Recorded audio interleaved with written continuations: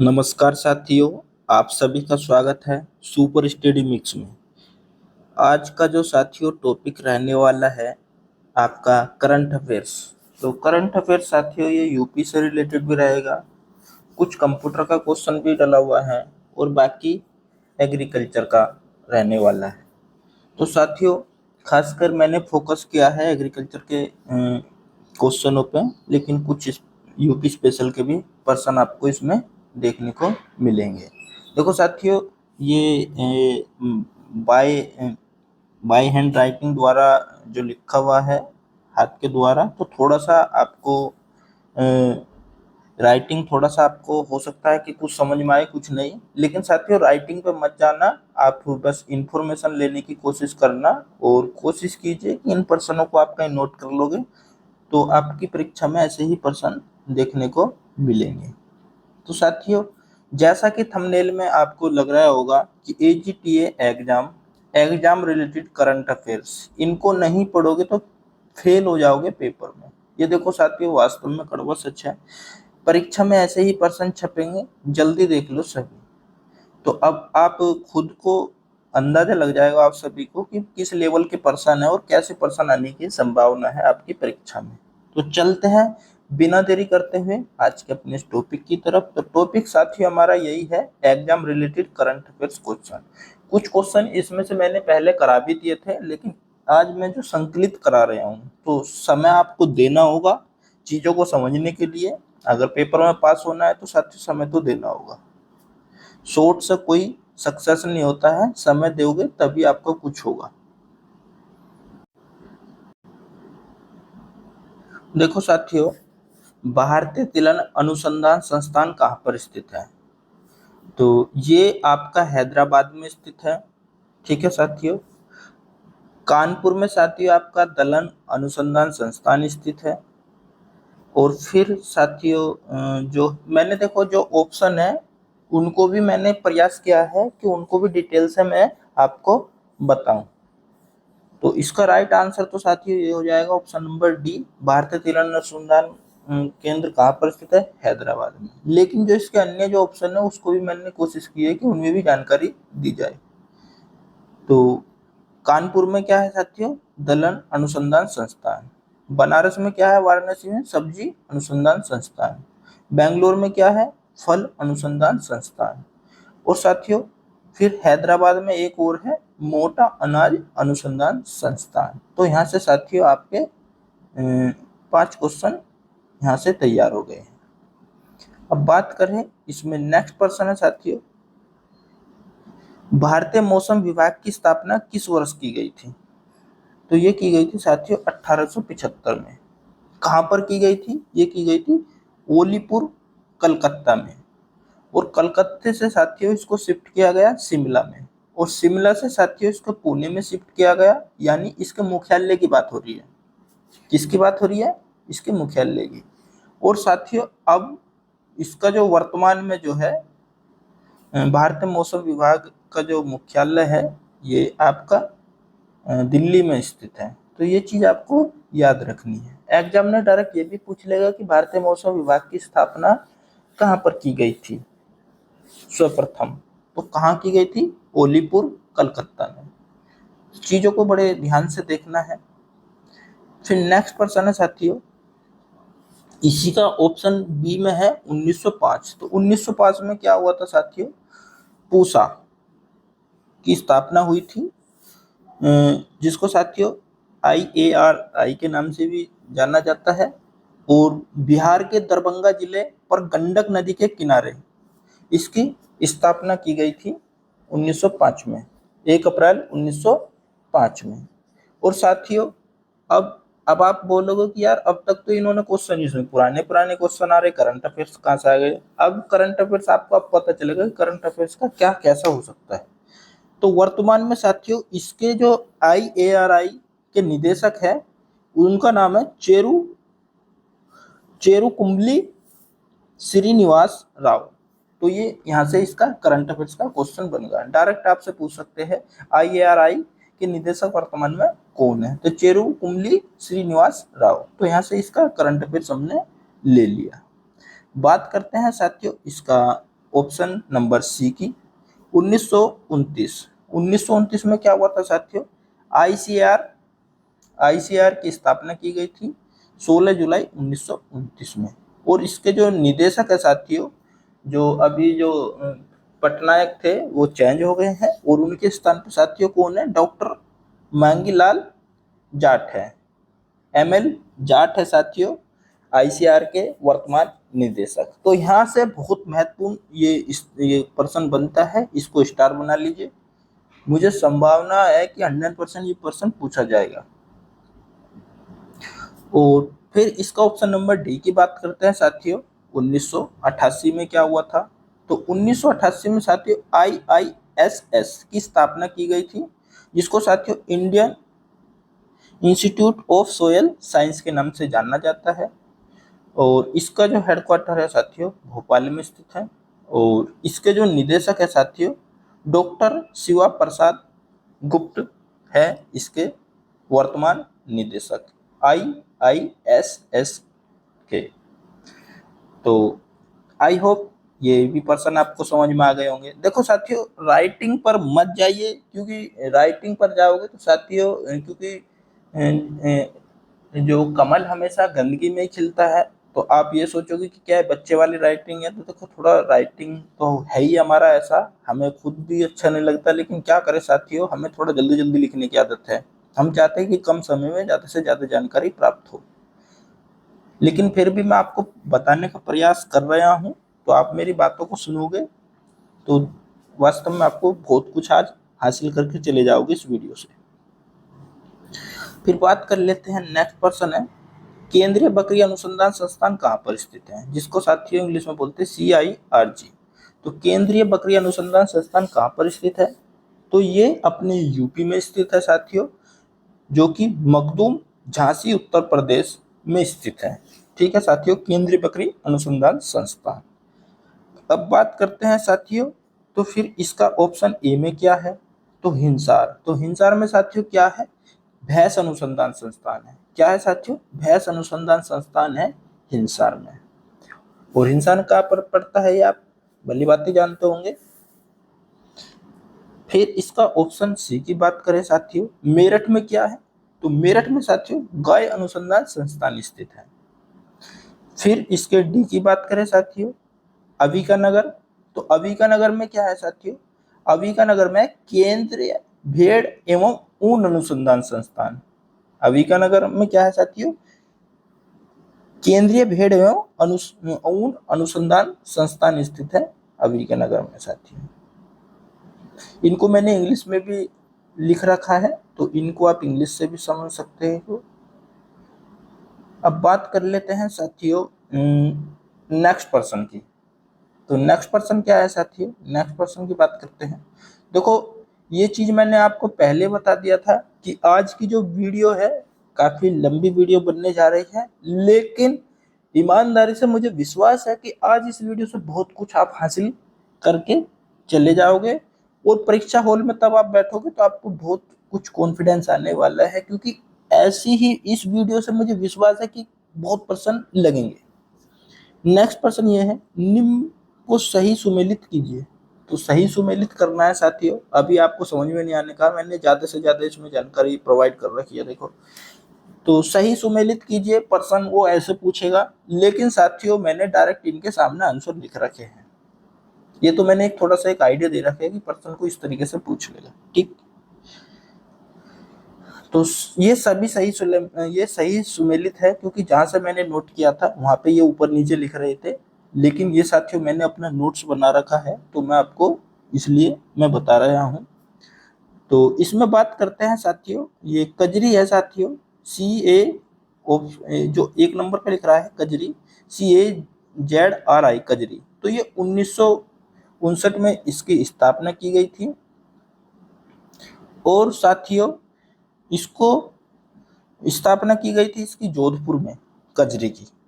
ठीक है साथियों, 1959 में स्थापना की गई थी कजरी की। और अब इसको जो हिंदी में क्या बोलते हैं, इसको बोलते हैं केंद्रीय सूक्ष्म क्षेत्रीय अनुसंधान संस्थान। कहाँ पर स्थित है, तो ये जोधपुर में स्थित है और 1959 में इसकी स्थापना की गई, जिसको साथियों इंग्लिश में बोलते हैं सेंट्रल एराइट जोन रिसर्च इंस्टीट्यूट। ठीक है साथियों, तो ये हमने आपको इसके बारे में बता दिया है। और बहुत बहुमूल्य इसमें पर्सन जो बनता है साथियों, ये तो सब है ही इम्पोर्टेंट, लेकिन साथियों कचरी के जो वर्तमान जो निदेशक है साथियों, ये है डॉक्टर ओपी यादव। कौन है? डॉक्टर ओपी यादव कचरी के वर्तमान निदेशक है। तो आई होप ये पर्सन आपका क्लियर हो गया होगा। देखो इसमें ओल्ड प्लस करंट, क्या ओल्ड से पूछ सकता है, क्या करंट से पूछ सकता है, तो मैंने जो महत्वपूर्ण डाटा है उसको समावेश करने की कोशिश की है। फिर 2 नंबर की बात करते हैं साथियों। 2 नंबर पे क्या है? IGFRI। तो IGFRI की स्थापना 1962 में की गई थी। कब की गई थी? 1962 में की गई थी। 1962 में की गई थी IGFRI की स्थापना। और कहां पर की गई थी? ये की गई थी झांसी। कहाँ की गई थी साथियों? झांसी में की गई थी। अब इसको हिंदी में देखते हैं, हिंदी में क्या नाम है इसका। तो इसको बोलते हैं साथियों भारतीय चारागाह एवं चारा अनुसंधान संस्थान। तो भारतीय चारागाह एवं चारा अनुसंधान संस्थान, जिसको साथियों IGFRI के नाम से जाना जाता है। इंग्लिश में बोलते साथियों इसको Indian grassland and fodder research institute. तो ये साथियों इसका फुल फॉर्म भी हमने बता दिया है। और इसकी स्थापना 1962 में झांसी यानी उत्तर प्रदेश में की गई थी। अब इसके साथियों वर्तमान निदेशक की बात करते हैं, तो डॉक्टर अमरेश चंद्र।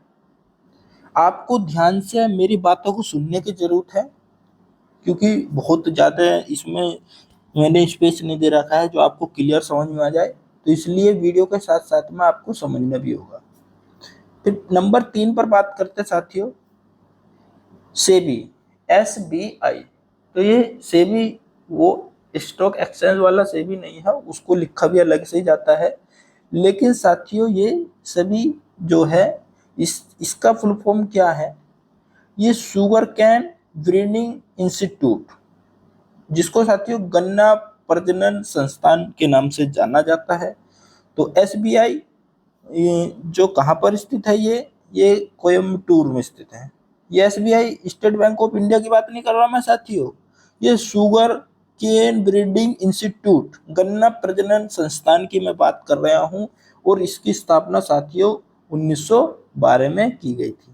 1912 में की गई थी इसकी स्थापना। फिर बात करते हैं साथियों इसमें 4 नंबर पे क्या है? NDDB, जिसको साथियों नेशनल डेयरी डेवलपमेंट बोर्ड के नाम से जाना जाता है। और इसका मुख्यालय साथियों ये कहाँ पर स्थित है? गुजरात में स्थित है। और इसकी स्थापना कब की गई थी? ये की गई थी साथियों 4 जून 1965 में स्थापना की गई थी। 4 जून 1965 में NDDB यानी नेशनल डेयरी डेवलपमेंट बोर्ड की स्थापना की गई थी। तो यहाँ से साथियों ये पर्सन आपके क्लियर हो गए होंगे। नेक्स्ट पर्सन की बात करते हैं साथियों। नेक्स्ट पर्सन क्या है?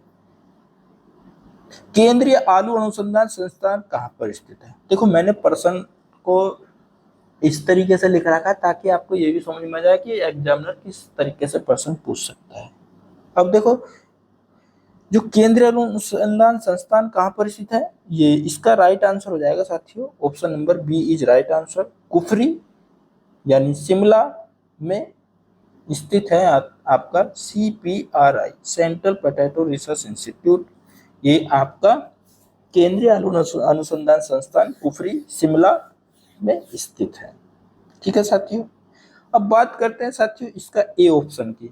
तो कटक जो कि उड़ीसा में पड़ता है, तो इसमें साथियों धान अनुसंधान संस्थान स्थित है, सेंट्रल राइस रिसर्च इंस्टीट्यूट।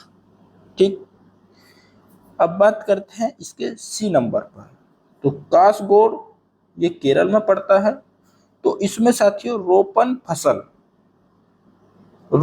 फसल अनुसंधान संस्थान स्थित है कासगोड केरल में।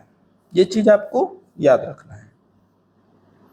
फिर डी पर बात करते हैं साथियों नागपुर जो कि महाराष्ट्र में पड़ता है। तो इसमें साथियों कपास अनुसंधान संस्थान स्थित है। अब बात करते हैं साथियों नेक्स्ट पर्सन की। नेक्स्ट पर्सन क्या है साथियों? भारत में पहला कृषि विश्वविद्यालय कहाँ खोला गया था? तो ये साथियों 1960 में खोला गया था। इसको साथियों इंग्लिश में बोलते हैं गोविंद बल्लभ पंत एग्रीकल्चर यूनिवर्सिटी, ठीक है। और ये पंतनगर उत्तराखंड में खोला गया था, ठीक है साथियों। यहाँ से भी एक पर्सन आने की संभावना है, या तो इसके सन पूछ लेते हैं या डायरेक्ट प्रथम पूछ लेते हैं, या ये कहाँ स्थित है ये पूछ लेते हैं।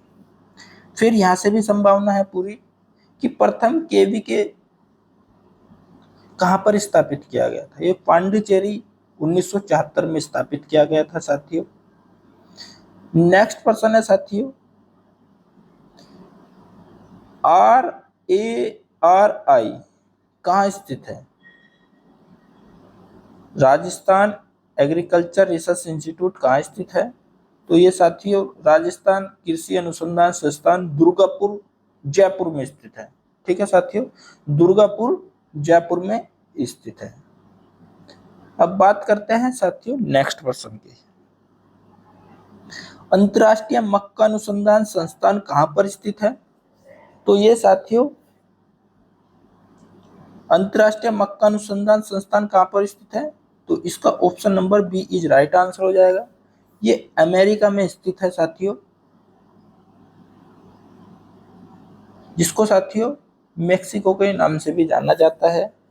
तो अंतर्राष्ट्रीय मक्का अनुसंधान संस्थान हो जाएगा आपका, या तो मेक्सिको अमेरिका बोल दीजिए, ठीक है साथियों। अब इसके ऑप्शन नंबर ए की बात कर लेते हैं। फिलीपींस में क्या है साथियों? International rice research institute.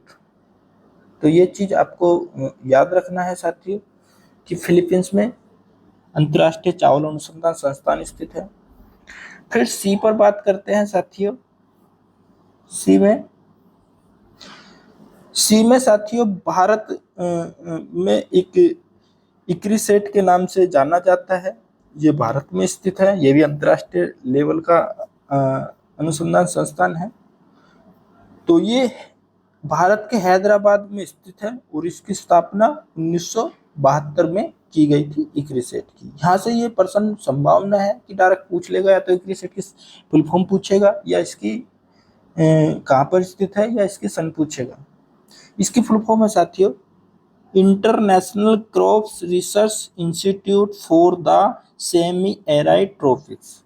तो ये इसकी फुल फॉर्म है इक्रिसेट की।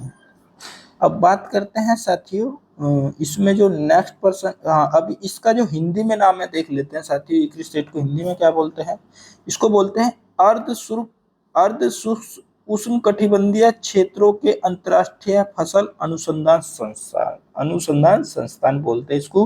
अर्ध सूक्ष्म उष्णकटिबंधीय क्षेत्रों के अंतर्राष्ट्रीय फसल अनुसंधान संस्थान, ठीक है साथियों। तो ये इक्रिसेट से रिलेटेड था, तो यहाँ से इसमें पर्सन आने की पूरी संभावना है।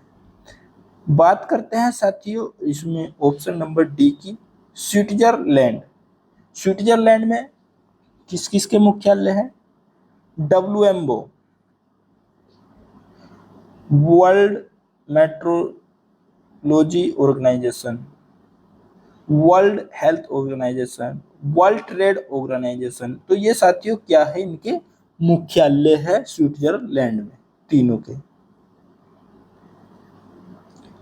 फिर बात करते हैं साथियों नेक्स्ट पर्सन है, काली क्रांति का संबंध किससे है? ठीक है साथियों, तो ये काली क्रांति का जो संबंध है साथियों, इसका option number C is right answer हो जाएगा साथियों, जैव ईंधन या बायोडीजल से। ठीक है साथियों, काली क्रांति का संबंध हो जाएगा जैव ईंधन या बायोडीजल से। लेकिन कभी कभी एग्जामिनर है जो आपसे ये बात पूछ सकता है कि बायोडीजल किस पौधे से प्राप्त होता है? तो साथियों रतनजोत पौधे से प्राप्त होता है बायोडीजल, और जिसका बोटनिकल नेम है साथियों जेट्रोफा कर्क्रक। ठीक है, अब जो इसमें ऑप्शन नंबर ए है, मसाला उत्पादन मसाला उत्पादन जो संबंधित है वो बादामी क्रांति से संबंधित है। अंडा उत्पादन साथियों रजत क्रांति से संबंधित है, और मांस उत्पादन लाल क्रांति से संबंधित है। जो पर्सन इजली है लेकिन आने की संभावना है उन पर मैं ज्यादा टाइम नहीं लूंगा, जिनमें समझाने की ज्यादा जरूरत है उसमें मैं समझाने का भी प्रयास करूंगा। फिर साथियों इसमें जो प्रश्न पूछा गया है, देखो साथियों समय तो लगेगा, अगर समय नहीं दोगे तो आपका कल्याण भी नहीं होगा, इतना मैं बता रहा हूँ। आप सोचो कि मुझे 10 मिनट में इतना कुछ मटेरियल मिल जाए, तो ऐसा नहीं होता।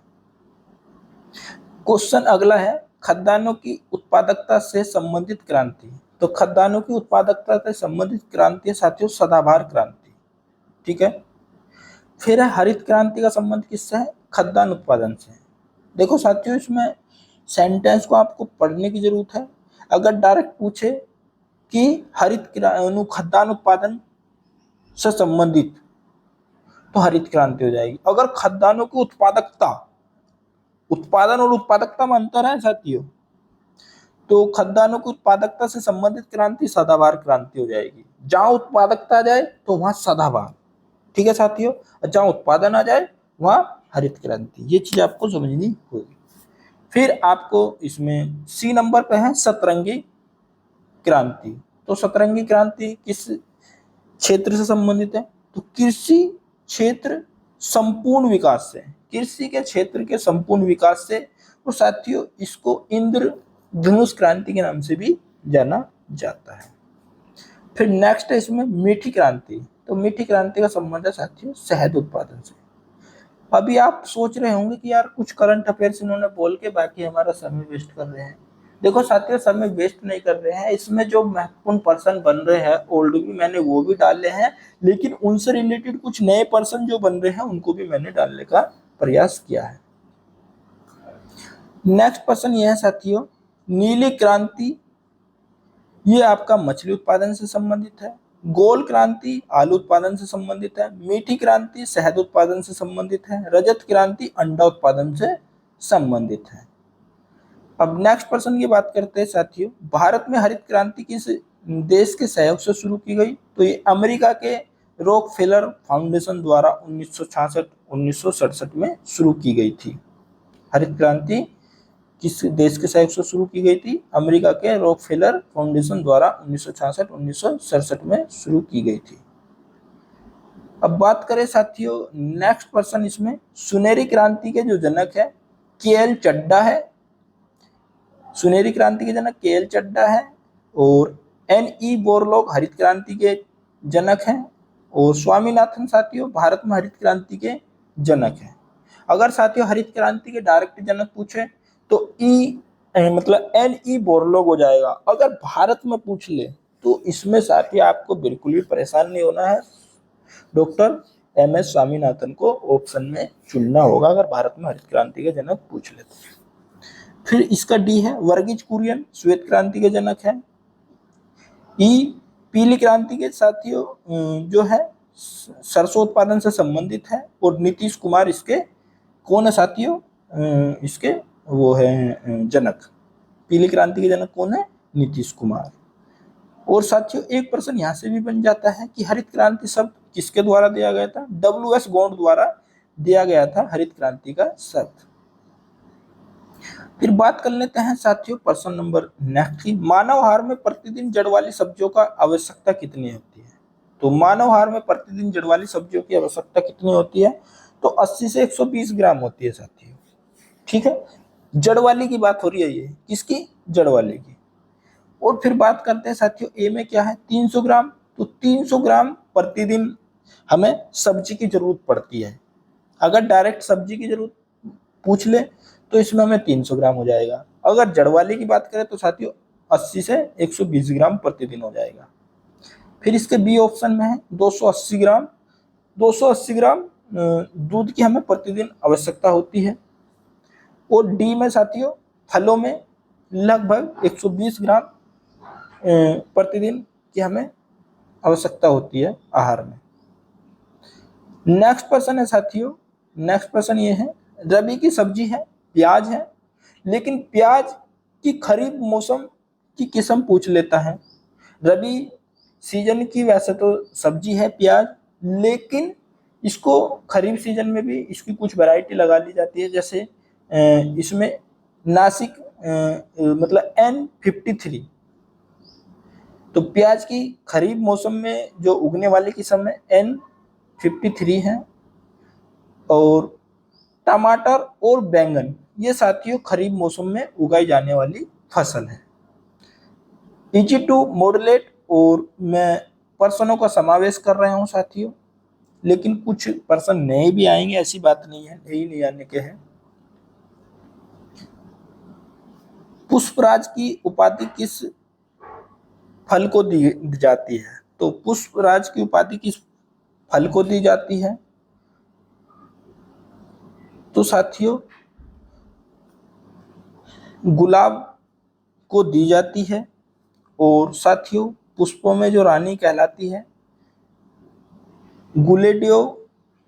गुलेडियोलस को कहा जाता है फूलों की रानी। नेक्स्ट पर्सन है साथियों पशु के, ये भी बहुत इंपॉर्टेंट पर्सन है, पशुओं के ऊपरी जबड़े में अस्थायी दांतों की संख्या। तो अस्थायी दांतों की संख्या साथियों ये है 0,030/40/30, 0,030/40/30 है अस्थायी दांतों की संख्या। अगर साथियों इसमें जोड़े पूछे तो जोड़े हो जाएगा 3 गुना 2 बराबर 6 दांत। ठीक है साथियों, 3 जोड़े गुना 2 बराबर 6 दांत, जिसमें साथियों निचले जबड़े में 14 दांत, कुल अस्थायी दांतों की संख्या 20। ठीक है साथियों, तो ये हो गया आपका यहां से अस्थायी दांत वाला। अब बात करें साथियों स्थायी दांत का सूत्र क्या होता है? तो स्थायी दांत का सूत्र होता है 0,033/40/33। और साथियों यहाँ पर ऊपरी ऊपरी जो पूछ लेता है तो उसमें 6 गुना 2, तो ऊपरी जबड़े में दांतों की संख्या पूछ ले तो उसमें हो जाएगा साथियों 12। और यहाँ पे स्थायी में 6 दांत होते हैं। और नीचे वाले जबड़े में पूछे तो साथियों ये हो जाएगा 10 गुना 20, यानी निचले जबड़े में हो जाएगा आपका 20 दांतों की संख्या। और साथियों अगर जब हम इन दोनों को जोड़ेंगे तो कुल स्थायी दांतों की संख्या कितनी हो जाएगी साथियों? 32 हो जाएगी। कितनी? 32 हो जाएगी, क्योंकि ऊपरे जबड़े में 12 हो गई, निचले जबड़े में 20 हो गई। ऐसे ही साथियों अस्थायी दांतों की संख्या है, नीचे ऊपरी जबड़े में कितनी हो जाएगी साथियों? 6, और निचले में 14। तो कुल मिलाकर अस्थायी दांतों की संख्या 20 होती है और स्थायी दांतों की संख्या 32 होती है। एग्जामिनर डायरेक्ट पूछेगा कि स्थायी दांतों के ऊपरी जबड़े में कितने दांत पाए जाते हैं, तो आपको 12 बताना है। अगर निचले जबड़े में पूछ ले स्थायी दांतों में तो ये बताना है आपको 20। अगर कुल की बात पूछ ले तो 32 हो जाएगा इसका राइट आंसर।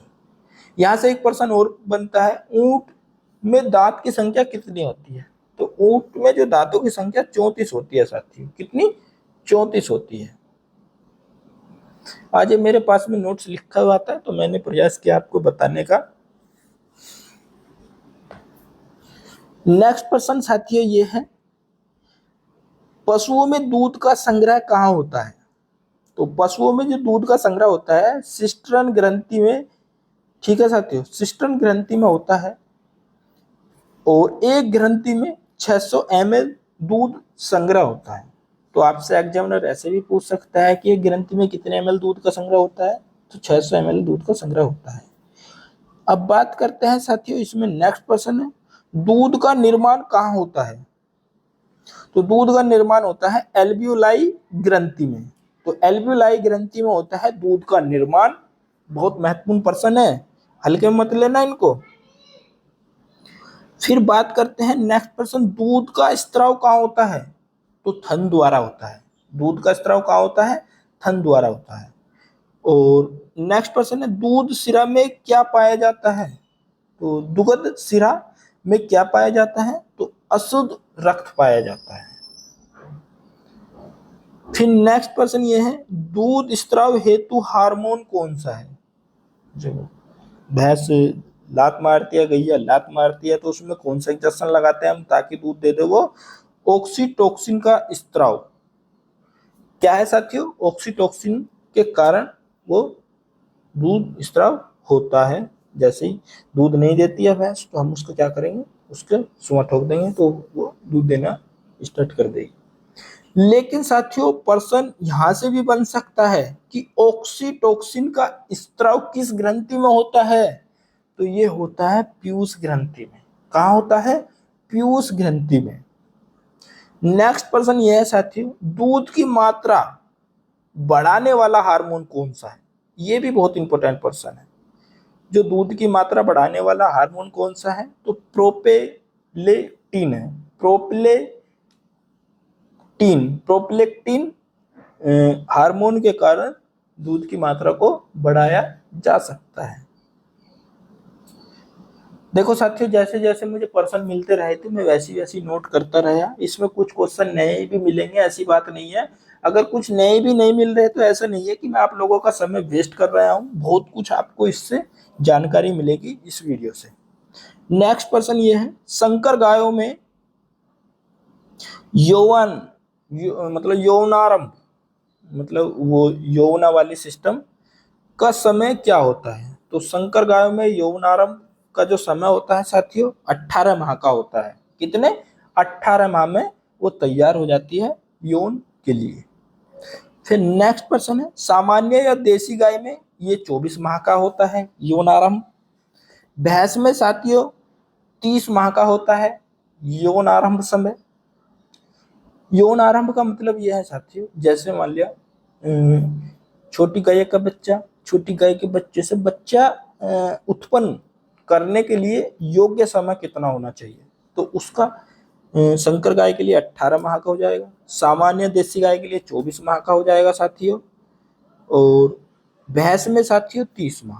कहने का मतलब यह है, भैंस ने बच्चा दिया, भैंस ने वो दे दी कटिया, वो कटिया जो सही समय अगर जो माना जाता है तो 30 माह बाद वो फिर से माँ बनने लायक हो जाएगी। वो बच्ची की बात कर रहा हूँ मैं, कटिया की। तो 30 माह में वो यौनारंभ अवस्था में स्टार्ट हो जाती है। जर्सी गाय की बात कर लेते हैं, तो जर्सी गाय 15 माह। तो अब तक आपने देखा होगा साथियों इन सब में जर्सी गाय बहुत जल्दी यौन आरंभ अवस्था में आ जाती है, यानी 15 माह, कुल 15 माह में स्टार्ट हो जाती है जर्सी गाय।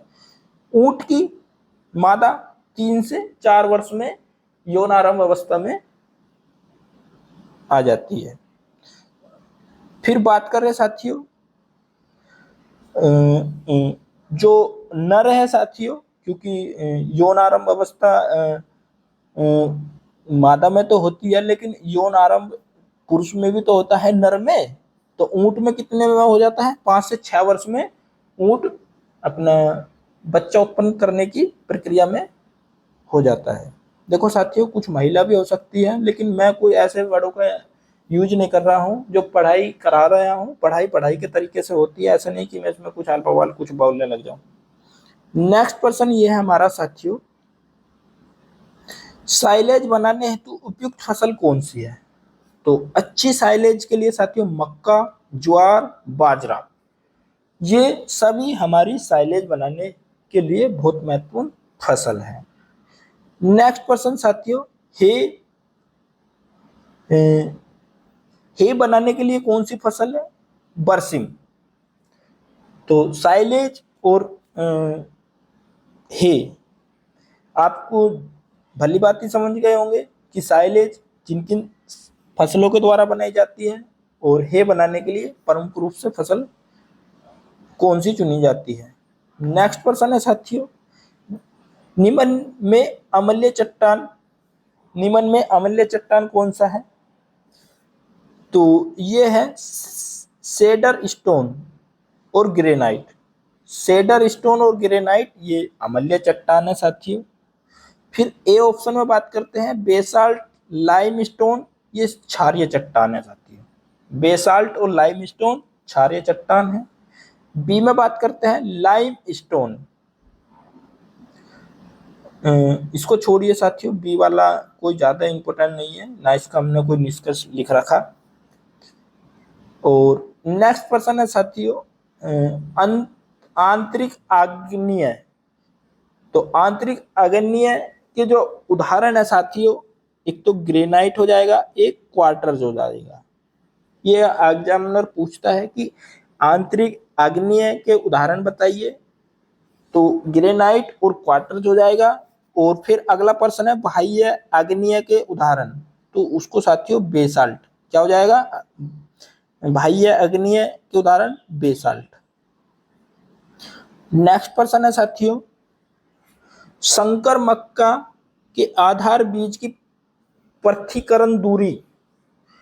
तो संकर मक्का में साथियों 600 मीटर हो जाएगा।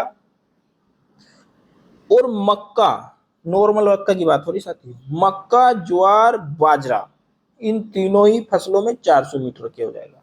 अगर संकर मक्का की बात करें तो पृथक्करण दूरी आधारीय बीज की 600 मीटर हो जाएगी। अगर नॉर्मल बात की बात करें मक्का की तो 400 मीटर की हो जाएगी। ये चीज आपको याद रखना है, ये आधारीय बीज की पृथक्करण दूरी मैं बता रहा हूं। अब हम बात करते हैं साथियों प्रमाणित बीज।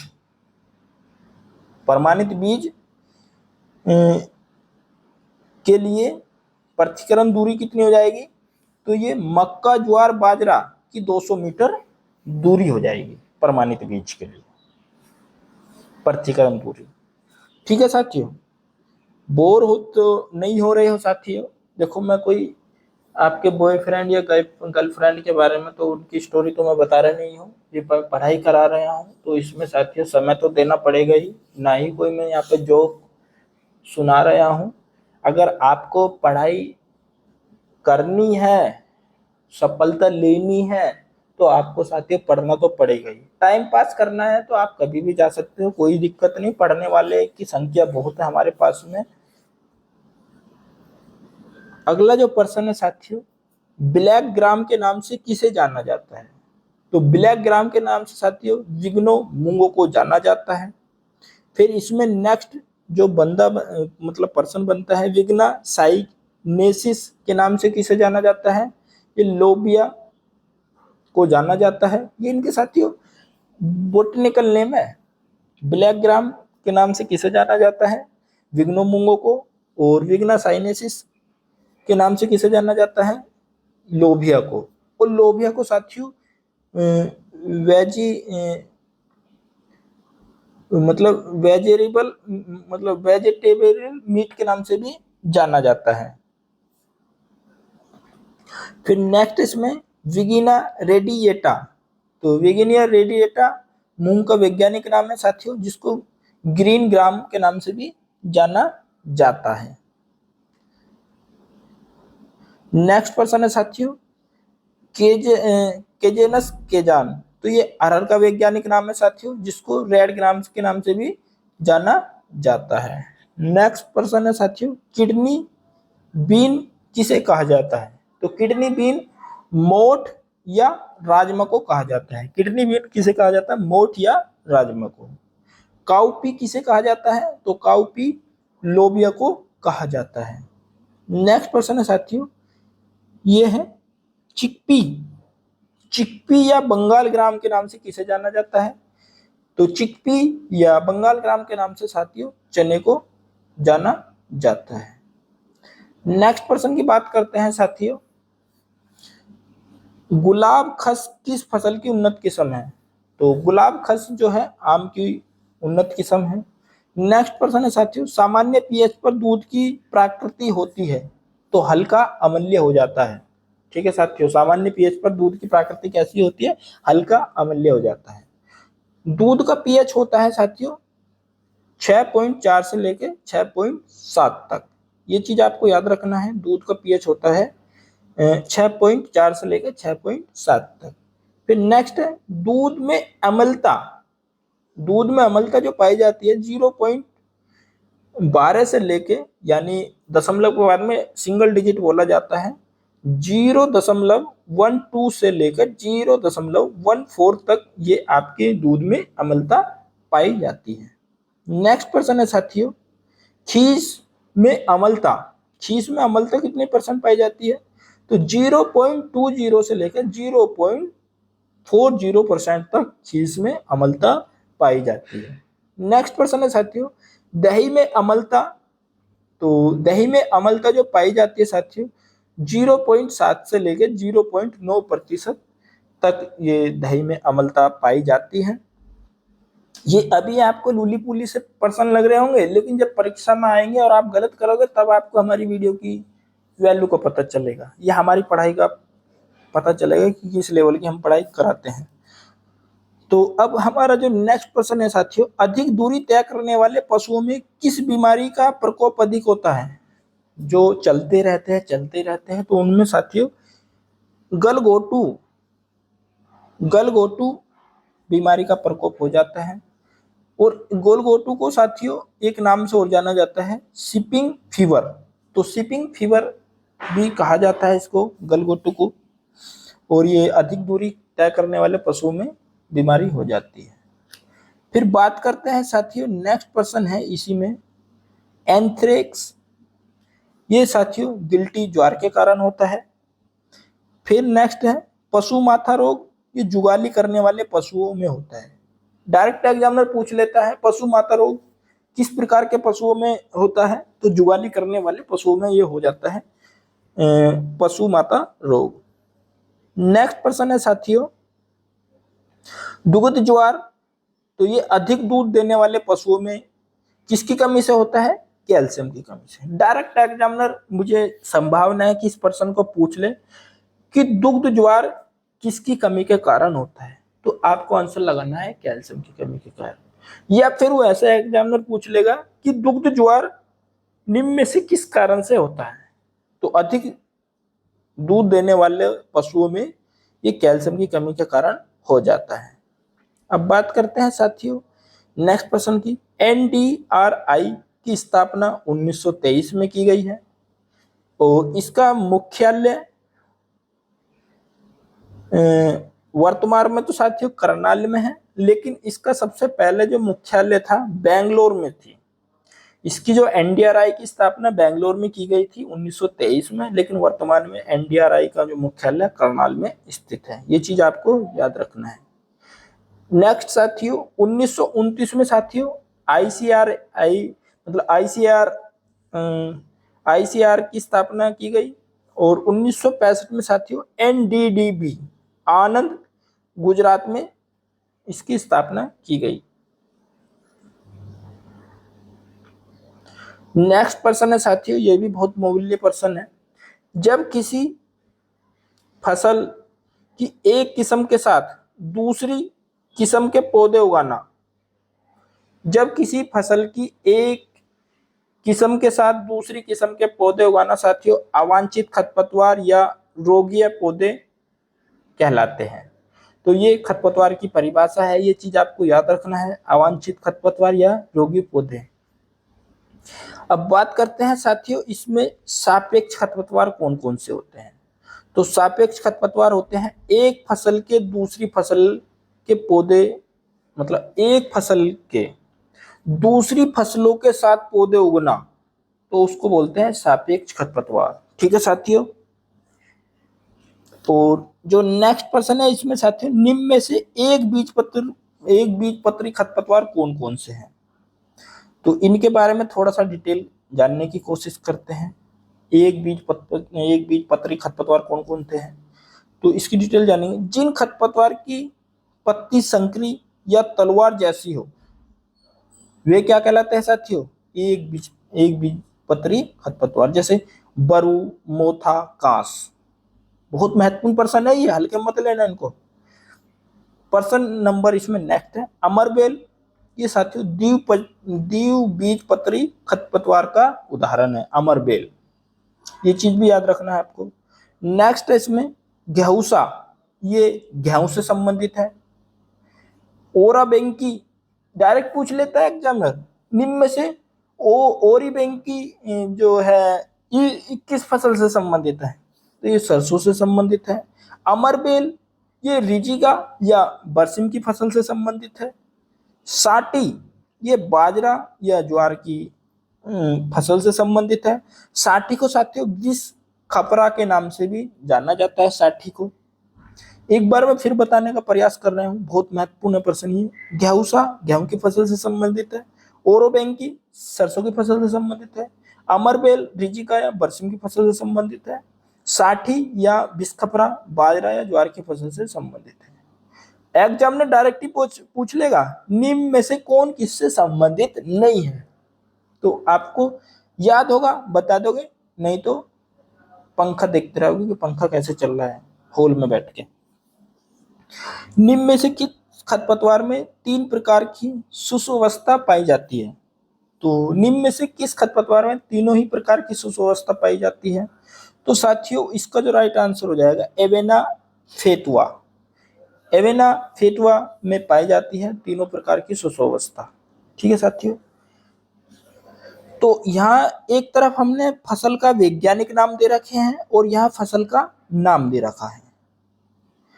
तो जैसे अर्जीमोन मैक्सिकाना, तो ये सत्यानाशी का वैज्ञानिक नाम है। अर्जीमोन मैक्सिकाना सत्यानाशी का वैज्ञानिक नाम है। और एवेना फेटुआ ये जंगली जय का वैज्ञानिक नाम है और जंगली जय में ही तीनों प्रकार की सुषुवस्था पाई जाती है। फिर है साथियों फेलरिस माइनर, ये गेहूसा का वैज्ञानिक नाम है। और एनागेलिस ओर्वेसिस ये जंगली चौलाई का वैज्ञानिक नाम है। जो आपकी परीक्षा की दृष्टि से महत्वपूर्ण है, मैंने उन्हीं बिंदुओं को संकलित किया है इस वीडियो में। और कुछ करंट अफेयर्स के क्वेश्चन थे जो मैं उनको भी बताने का प्रयास कर रहा हूँ बीच बीच में। बाकी ऐसा नहीं है कि आपका टाइम वेस्ट हो रहा है, बहुत मजा आ रहा होगा पढ़ने में आपको। नेक्स्ट प्रश्न है साथियों, निम्न में द्विवर्षीय खरपतवार कौन कौन से हैं? तो द्विवर्षीय खरपतवार की बात करते हैं साथियों।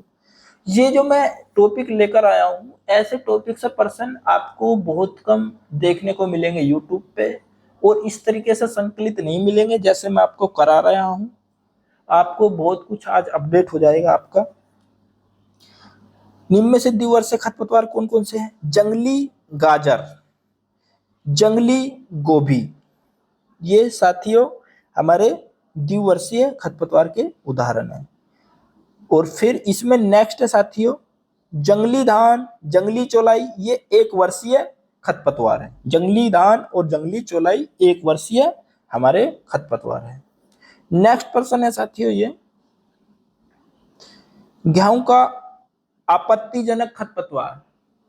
तो गेहूं का आपत्तिजनक खरपतवार यह है, ऐसे पौधे हैं या तो इनके पौधे व बीज को मुख्य फसल से अलग करना मुश्किल हो। पहले मैं आपको बता दूं, देखो इसमें तो गेहूं का आपत्तिजनक खरपतवार पूछा है, लेकिन पहले मैं आपको ये बता दूं आपत्तिजनक खरपतवार होते क्या है। ऐसे पौधे या तो इनके पौधे व बीजों को मुख्य फसल से अलग करना मुश्किल हो, वो आपत्तिजनक खरपतवार कहलाते हैं। समझ गए? जैसे अभी आपको समझ में आएगा। इसमें मैंने डायरेक्ट क्वेश्चन में पूछा गेहूं का आपत्तिजनक खरपतवार, तो इसका राइट आंसर हो जाएगा हिरणकुरी। ठीक, जैसे सत्यानाशी, अगर सरसों में सत्यानाशी के बीज मिल जाए तो आपको समझ में नहीं आएगा कि ये सरसों का दाना है सत्यानाशी का, समझ पाना है। और कासनी बरसिम में, अमरबेल रिजिका में। एग्जामिनर पूछता है यहां से प्रश्न कि कौन सा आपत्तिजनक खरपतवार नहीं है या किस फसल से संबंधित है। तो हिरणखुरी की बात आ जाए वो गेहूं से संबंधित है, सत्यानाशी की बात आए सरसों से संबंधित है, कासनी की बात आ जाए बरसी से संबंधित है, अमरबेल की बात आ जाए तो ये रिजिका से संबंधित है। नेक्स्ट प्रश्न की बात करते हैं साथियों, निम्न में से पत्र सक्रिय शाकनाशी है। तो पत्र सक्रिय शाकनाशी की बात करें था साथियों, पत्र सक्रिय शाकनाशी, तो पत्र सक्रिय शाकनाशी इसकी डेफिनेशन पढ़ते हैं, वह शाकनाशी जिनका प्रभाव पादपों के पत्ते पर होता है, तो वह पत्र सक्रिय शाकनाशी कहलाते हैं। और ये साथियों अंकुरण के बाद, ये भी याद रखना है, पत्र सक्रिय शाकनाशी अंकुरण के बाद यूज होते हैं। कब होते हैं? अंकुरण के बाद। जैसे मान लिया कोई आपने फसल बोई और बोने के बाद में जैसे ही उसमें पत्ती वगैरह निकली तो फिर साथियों हम पत्र सक्रिय शाकनाशी का यूज करेंगे। अभी आपको समझ में आएगा। जैसे इनके उदाहरण पढ़ते हैं, जैसे पेराक्वाट, ग्लाइसोफोसेट 2,4-D। समझ रहे हो आप? अंकुरण के बाद 2,4-D कब यूज की जाती है? चौड़ी पत्ती वालों पर। वो तो ये क्या होता है साथियों, जब हमारे अंकुरण के बाद में ये इन शाकनाशी का यूज किया जाता है। नेक्स्ट पर्सन है साथियों मृदा सक्रिय। मृदा सक्रिय, अब इसके बारे में पढ़ लेते हैं पहले। ये अंकुरण से पहले यूज किए जाते हैं। जो मृदा सक्रिय शाकनाशी है तो ये क्या है साथियों, अंकुरण से पहले यूज किए जाते हैं। समझ रहे हो? जैसे मान लिया हमने कोई फसल बोनी है तो फसल बोने से पहले जब मिट्टी की तैयारी करते हैं तो उसमें बोने की प्रक्रिया को बोल रहे हैं। जैसे साथियों एट्राजीन, सीमाजीन, टाया मतलब टाफाजीन, वासलीन, ये सब क्या है साथियों, ये मृदा सक्रिय शाकनाशी है जो हमारे अंकुरण से पहले यूज किए जाते हैं।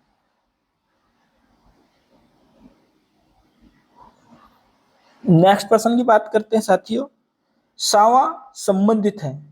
तो सावा ये धान की फसल से संबंधित है। बरु संबंधित है, ये बाजरा की फसल से संबंधित है। गुल्ली डंडा या घेसुआ, तो ये जौ या गेहूं की फसल से संबंधित है।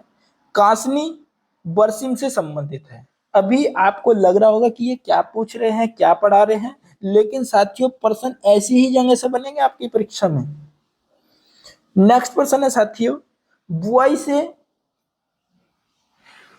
से पूर्व वाले खरपतवार नाशी, जो मतलब बुआई से पहले यूज किए जाते हो खरपतवार नाशी, तो उनको बोलते साथियों बासिलिन या फ्लोक्लोरीन। ठीक, और ये तो बुआई से पहले वाले हो गए जिनको बोलते साथियों बासिलिन या फ्लोक्लोरीन। फिर बात करते अंकुरण से पूर्व, मतलब बुआई तो आपने कर दी लेकिन अंकुरण नहीं हुआ है, तो अंकुरण से पूर्व कौन कौन से हमारे खरपतवार नाशी यूज होते हैं? एट्राजीन और सीमाजीन। फिर बात करते हैं साथियों अंकुरण के बाद, अगर आपकी फसल अंकुरण हो गई है तो उसके बाद में 2,4-D या आइसोप्रोटाइन ये हमारे अंकुरण के बाद में यूज होते हैं खरपतवार मतलब खरपतवार नाशी। नेक्स्ट क्वेश्चन की बात करते हैं, गेहूं में चौड़ी पत्ती वाले खरपतवार का नियंत्रण किस प्रकार से किया जाता है? तो गेहूं में चौड़ी पत्ती वाले खरपतवार का जो नियंत्रण किया जाता है 2,4-D द्वारा किया जाता है। ये सबको भली बात ही पता है, लेकिन जो महत्वपूर्ण बातें हैं वो तो अभी आपको पता चलेगा। देखो साथियों आइसोप्रोटोरॉन और मेट्स सल्फ्यूरान ये साथियों संकरी पत्ती के लिए यूज किए जाते हैं। ठीक है, आइसोप्रोटोरॉन और मेटसल्फ्यूरान ये संकरी पत्ती के लिए यूज किए जाते हैं। लेकिन साथियों आइसोप्रोट्यूरॉन ये वर्तमान में बंद कर दिया गया है। क्या है साथियों? वर्तमान में बंद कर दिया गया है। लेकिन साथियों आइसोप्रोटोरॉन के स्थान पर फिर क्या इस्तेमाल किया जाता है? तो फिर किया जाता है मेट सल्फ्यूरान। तो मेट सल्फ्यूरान आइसोप्रोटोरॉन के स्थान पर यूज किया जाता है। ठीक है साथियों, डी का कोई मतलब नहीं है, ये थोड़ा समझाने के लिए है। फिर नेक्स्ट प्रश्न है आपका, कपास में खरपतवार नियंत्रण हेतु किस शाकनाशी का यूज करेंगे हम? तो ये करेंगे हम साथियों डाईयूरान, ये कपास में यूज करते हैं। अब हमारे नेक्स्ट है इसी में महत्वपूर्ण बिंदु एट्राजीन। तो एट्राजीन हम किस किस फसल के खरपतवार नियंत्रण में करते हैं? तो ज्वार, बाजरा, मक्का, गन्ना। अगर इन फसलों में हमारे खरपतवार लगते हैं तो उनके नियंत्रण के लिए साथियों एट्राजीन का हम यूज करेंगे। और एग्जामिनर पूछता है, एट्राजीन काफी बार पूछा है कि एट्राजीन में से किस फसल से संबंधित है? तो मक्का से रिलेटेड है, इतना मैं बता रहा हूं आपको। नेक्स्ट है प्रोपेनिल। प्रोपेनिल ये हमारी धान की फसल से संबंधित है। धान की फसल में अगर खरपतवार लगते हैं तो हम इसका यूज करते हैं। नेक्स्ट है सी, टोको E5, मतलब टोको E25, ये मूंगफली की फसल में जो भी खरपतवार लगते हैं उनके नियंत्रण हेतु प्रयोग करते हैं। नेक्स्ट साथियों हमारा प्रश्न, बंजर भूमि में खरपतवारों का नियंत्रण किस शाकनाशी द्वारा किया जाता है? तो बंजर भूमि में खरपतवारों का नियंत्रण किस शाकनाशी के द्वारा किया जाता है? तो इसका राइट आंसर हो जाएगा साथियों ग्लाइफोसेट या पैराक्वाट या डार्कवाट। ठीक है साथियों, बंजर भूमि में अगर हमें खरपतवार को नियंत्रण करना है तो हमें किन किन रसायनों का यूज करना है शाकनाशी का? तो ग्लाइफोसेट या पैराक्वाट या डार्कवाट। कहने का मतलब ये है साथियों, जैसे सड़क के किनारे दूब घास, ये जो इन चीजों को अगर हमें बंजर भूमि है, कोई हमें उस पर फसल नहीं लेनी है, डायरेक्ट घास को खत्म करना खरपतवार को, तो हमें इन रसायनों का प्रयोग करेंगे तो हमें उससे सफलता मिलेगी। लेकिन साथियों इसमें एक महत्वपूर्ण बिंदु और है, अवर्णनात्मक शाकनाशी का प्रयोग होता है। बंजर भूमि में खरपतवार का नियंत्रण किस शाकनाशी द्वारा प्रयोग होता है? तो इसको बोलते हैं अवर्णनात्मक शाकनाशी का प्रयोग होता है। ठीक है साथियों, अब बात करते हैं नेक्स्ट प्रश्न की। नेक्स्ट प्रश्न ये है, सोयाबीन व मक्का में एलाक्लोर का प्रयोग कितने दिन बाद किया जाता है? सोयाबीन व मक्का में एलाक्लोर का प्रयोग कितने दिन बाद किया जाता है? तो ये साथियों अंकुरन से पूर्व किया जाता है। ये चीज आपको याद रखना है, कब किया जाता है? अंकुरन से पूर्व। किसका? एलाक्लोर का प्रयोग। तो मतलब फसल तो बो दी गई हो लेकिन वो अंकुरित ना हुई हो, तो उसका समय सीमा क्या है साथियों? 5 से 7 दिन के अंदर हमें एलाक्लोर का प्रयोग कर देना चाहिए। नेक्स्ट प्रश्न है साथियों, 30 से 35 दिन यानी अंकुरन के बाद गेहूं और जौ में इसका प्रयोग करते हैं। ठीक है, ये चीज आपसे पूछ लेगा एग्जामिनर। नेक्स्ट प्रश्न की बात करते हैं। नेक्स्ट प्रश्न क्या है साथियों, निम्न में से गाजर घास का जैव अभिकर्ता है? निम्न में से गाजर घास का जैव अभिकर्ता है? तो ये देखते हैं साथियों। तो जैव अभिकर्ता के बारे में जाइगोग्रामा बाइक्लोराटा, ये इसका अभिकर्ता है। मतलब जैव अभिकर्ता जाइगोग्राफा बाइक्लोराटा है। और गाजर घास का वनस्पतिक नाम है साथियों पार्थेनियम हिस्टेरोफोरस।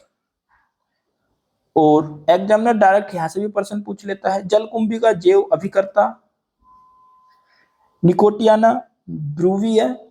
और लेंटाना कैमरे का जो अभिकर्ता है क्रोसीडोस्मा लेंटाना। अभी आपको साथियों लग रहे हैं, जब 2-3 बार वीडियो पढ़ लोगे तब आपको समझ में आएगा कि ऐसे यहां से प्रश्न पूछता है एग्जामिनर। नेक्स्ट है, फसलों में मतलब फसलों को सर्वाधिक हानि किसके द्वारा होती है? तो फसलों को सर्वाधिक हानि जो होती है साथियों रोग व कीट के द्वारा होती है, रोग व कीट के द्वारा। लेकिन साथियों अगर रोग व कीट वाला ऑप्शन ना हो तो सबसे ज्यादा खरपतवार के द्वारा फसलों को हानि होती है। ये चीज आपको याद रखनी है। वैसे तो खरपतवार द्वारा हानि होती है, अगर खरपतवार ऑप्शन में ना हो तो रोग व कीट, और रोग व कीट ऑप्शन में ना हो तो खरपतवार के द्वारा सबसे अधिक हानि होती है। तो आई होप ये जो सेशन है आज का आपको काफी यूजफुल लगा होगा। और साथियों कुछ करंट अफेयर्स वगैरह क्वेश्चन डाले थे, लेकिन हो सकता है कि पीडीएफ मैंने करंट अफेयर्स का इसमें नहीं लिया हो, कुछ पुराने क्वेश्चन आ गए। लेकिन साथियों यूजफुल पर्सन थे, यूजफुल सभी पर्सन थे। ऐसा नहीं है मैंने आप सभी का समय वेस्ट किया है। आप इसको 3 से 4 बार इस वीडियो को देख ले तो आपको परीक्षा में बहुत कुछ इसी से पर्सन देखने को मिल जाएंगे। तो अगर आप ऐसे ही वीडियो पाना चाहते हो तो प्यारा सा एक कमेंट लिखिए, वीडियो को लाइक कर दीजिए और अपने जो भी आपके ग्रुप हैं उन वीडियो में शेयर कर दीजिए वीडियो के लिंक को, और अपने दोस्तों तक अवश्य पहुंचा दें। और एक हमें कमेंट करके बताइए साथियों अंत में कि आपको वीडियो का लेवल कैसा लगा, किस प्रकार के प्रश्न थे। हालांकि करंट अफेयर्स के क्वेश्चन इसमें कम थे, लेकिन कोई बात नहीं साथियों, था तो ये आपकी पढ़ाई से रिलेटेड ही मटेरियल। अब हम आपको फिर अगली वाली वीडियो में ये पूर्ति कर देंगे। तो आई होप वीडियो आपको काफी अच्छी लगी होगी, काफी यूजफुल रही होगी। अब हम आपको नेक्स्ट वीडियो मिलेंगे, जब तक के लिए जय हिंद, जय Bharat. Thanks for watching video. वंदे मातरम, जय जवान जय किसान।